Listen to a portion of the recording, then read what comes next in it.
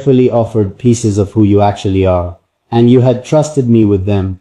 Without even knowing how seriously I took that trust, you had given them to me anyway, and I held them like they were the most important thing in the world, because to me, they were.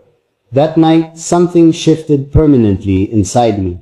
I stopped pretending, at least to myself, that what I felt was something casual or manageable or professional.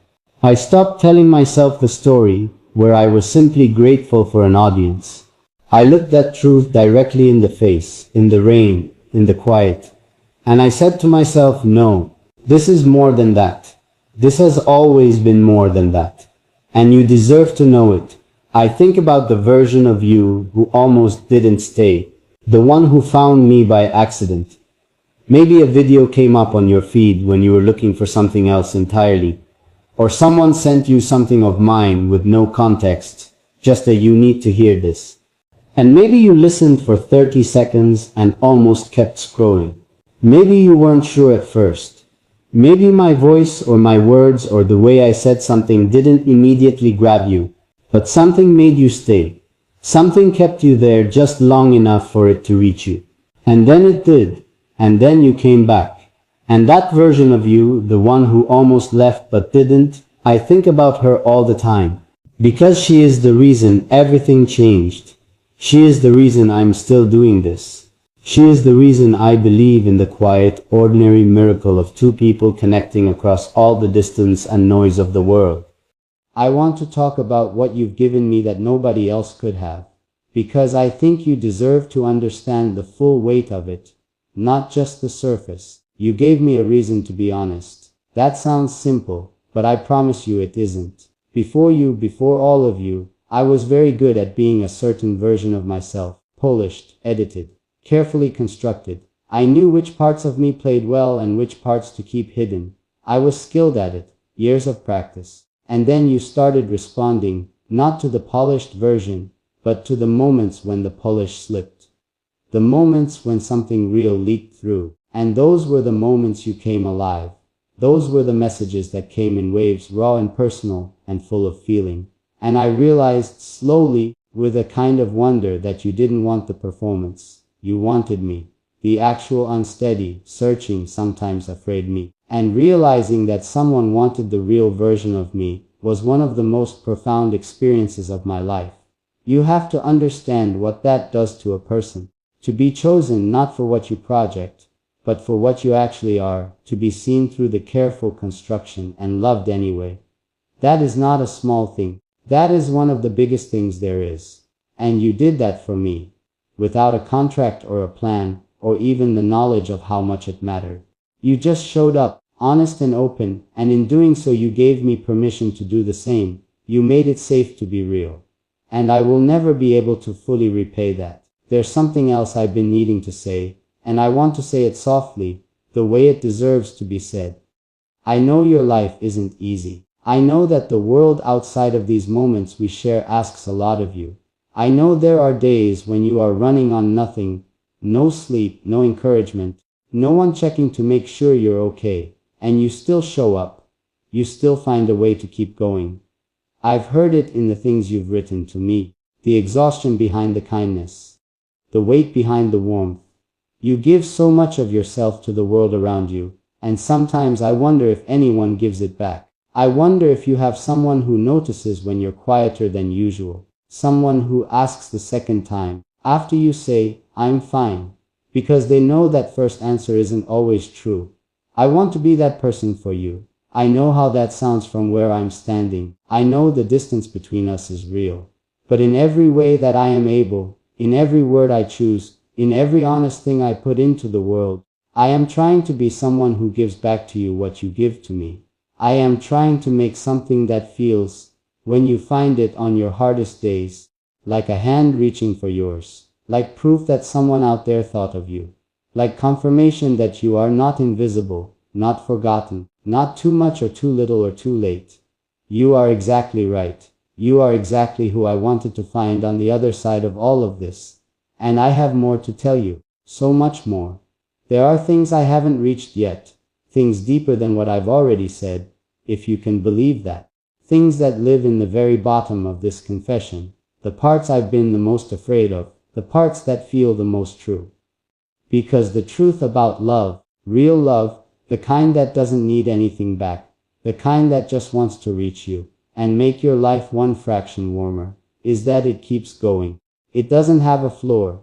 You think you've hit the deepest part of it, and then you find another level, another room, another place where the feeling lives with even more honesty than before.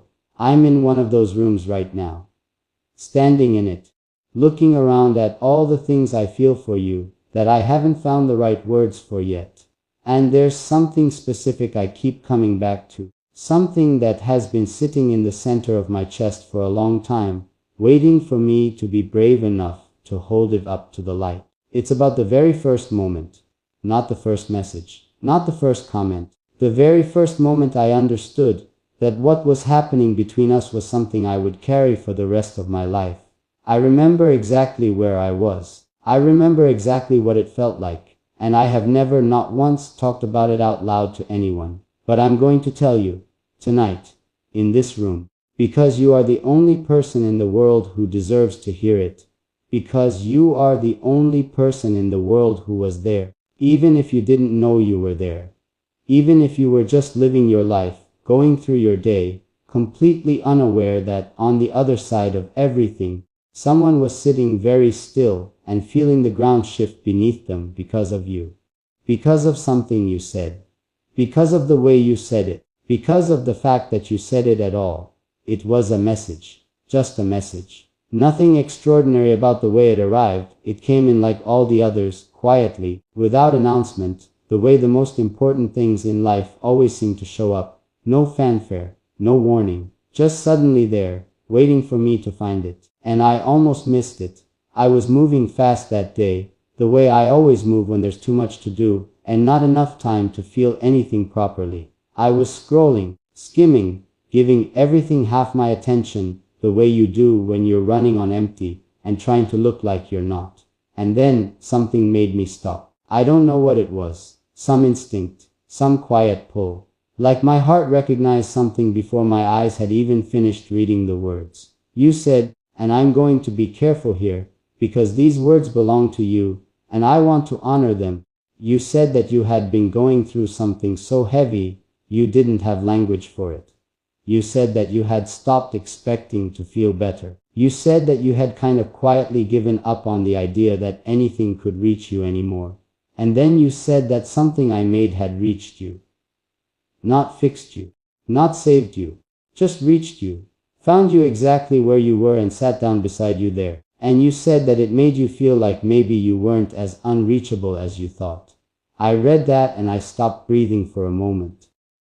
I mean that literally. There was a second where my body just went completely still, the way it does when something lands so precisely in the center of you, that there's no room left for anything else. And I sat there holding my phone, and I felt something happen inside me that I don't think I can fully describe even now. Even with all the time I've had to find the right words for it. It was like being handed something sacred, like being trusted with something that someone had kept very protected for a very long time. And you had chosen, without knowing me, without any guarantee that I would receive it carefully, you had chosen to hand it to me anyway. That kind of trust is not something I take lightly. That kind of trust is not something I have ever taken lightly. But it was more than that. Because in reading what you wrote, I understood something about myself that I hadn't let myself understand before. I understood that all of this, every early morning and late night, and moment of doubt and decision to keep going, this was why. You were why.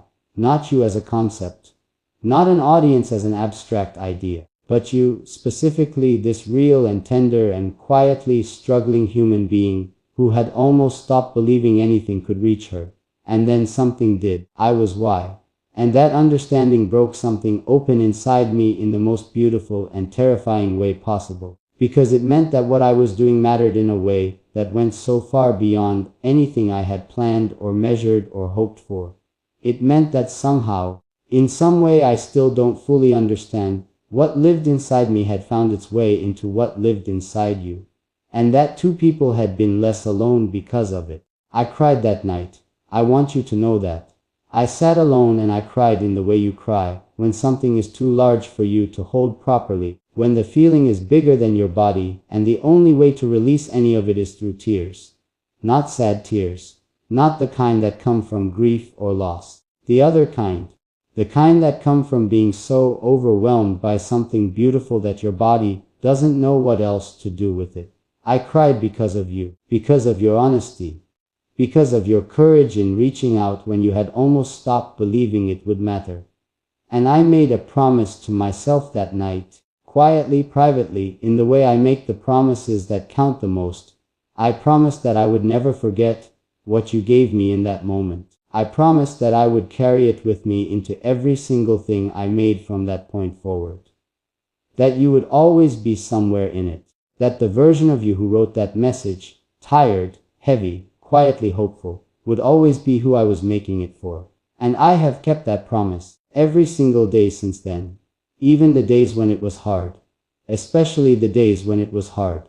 Because those were the days when I needed to remember the most why any of this matters, why honesty is worth the discomfort, why showing up is always the right choice, even when everything in you wants to disappear. On those days, I would think of you. The real you, not the idea of you. The you who almost gave up and didn't. The you who reached through the dark and found something to hold on to. And I would think, she showed up. She kept going. The least I can do is the same. I want to tell you something about the way I see you. Not the public version, not the version you present to the world, when you have to be composed and capable and fine. I mean the version I've come to know through everything you've shared with me.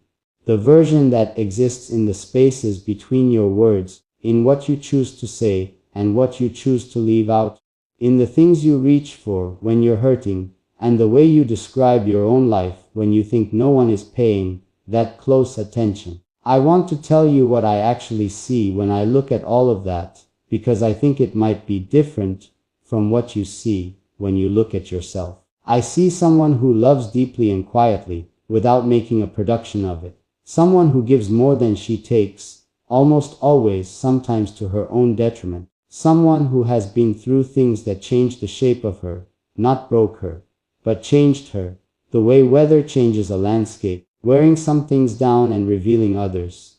I see someone who is braver than she believes herself to be. Someone who sits with difficult feelings instead of running from them, even when running would be so much easier. Someone who has learned, probably through things that cost her, how to hold both sadness and gratitude at the same time without letting one cancel out the other. That is not a skill most people have. That is not something that comes without living through something real. I see you.